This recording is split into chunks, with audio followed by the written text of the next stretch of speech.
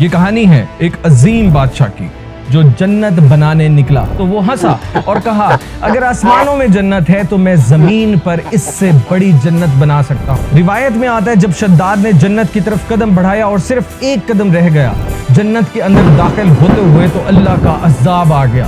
دنیا کی جنت فانی ہے، اللہ کی جنت باقی ہے۔ السلام علیکم ناظرین، آج ہم آپ کو ایک ایسی کہانی سنانے جا رہے ہیں جو غرور، طاقت اور انجام بد کی زندہ مثال ہے۔ یہ کہانی ہے ایک عظیم بادشاہ کی جو جنت بنانے نکلا مگر خود قبر میں جا سویا۔ جی ہاں، ہم بات کر رہے ہیں شداد بن عاد کی، ایک ایسا شخص جس نے دنیا میں جنت بنانے کا دعویٰ کیا لیکن اللہ کے عذاب نے اسے نشان عبرت بنا دیا۔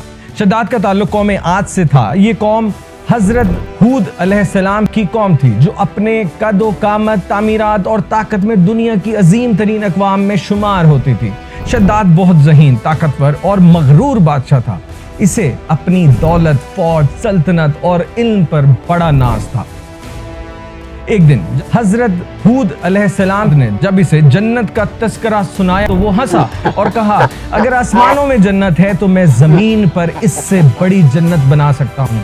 شداد نے دنیا کی سب سے شاندار جنت بنانے کا حکم دیا۔ اس نے اپنے معماروں کو حکم دیا کہ سونے اور چاندی کے ستون بنائے جائیں، ہر دیوار ہیرے، جواہرات اور قیمتی پتھروں سے مزین ہو، نہریں دودھ، شہد، شراب، طہور اور پانی سے بہائی جائیں، درخت سونے کے ہوں اور ان پر چاندی کے پھل لگیں، زمین پر زعفران اور مشک چھڑکا جائے، ہوا میں خوشبو اور ہر طرف رنگ و نور ہو۔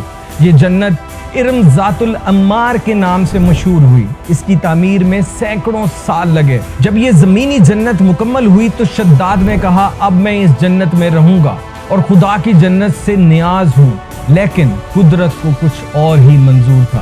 روایت میں آتا ہے جب شداد نے جنت کی طرف قدم بڑھایا اور صرف ایک قدم رہ گیا جنت کے اندر داخل ہوتے ہوئے تو اللہ کا عذاب آ گیا اور ایک زوردار آواز آئی اور ایک زلزلہ، ایک جھٹکا اور شداد زمین پر گر پڑا۔ داخل ہونے سے پہلے ہی مر گیا۔ نہ وہ خود اپنی جنت میں داخل ہو سکا، نہ اس کی جنت میں کوئی اور داخل ہو سکا۔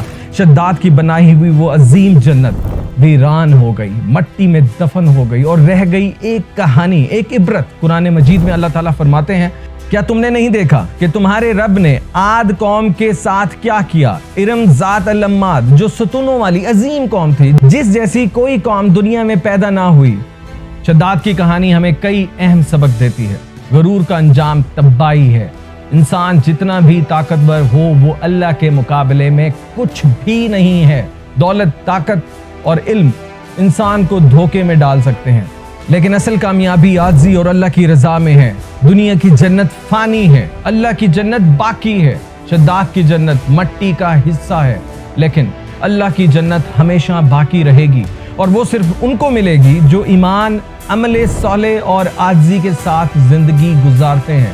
انسان صرف ایک سانس کا محتاج ہے۔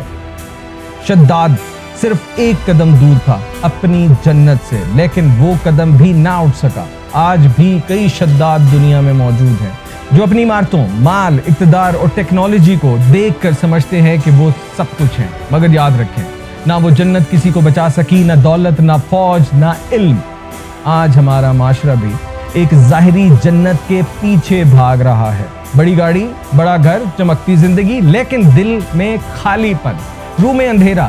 شداد کی کہانی ہمیں پکار پکار کر کہتی ہے اصل جنت وہ ہے جسے اللہ دے، نہ کہ وہ جو انسان خود بنائے۔ لہٰذا ہمیں ایسی جنت کے لیے محنت کرنی چاہیے جو مٹی میں دفن نہ ہو بلکہ جہاں ہمیشہ کی خوشی، سلامتی، اللہ کی رضا۔ اے اللہ ہمیں بھی دنیا کے غرور سے بچا۔ آمین۔ اللہ حافظ۔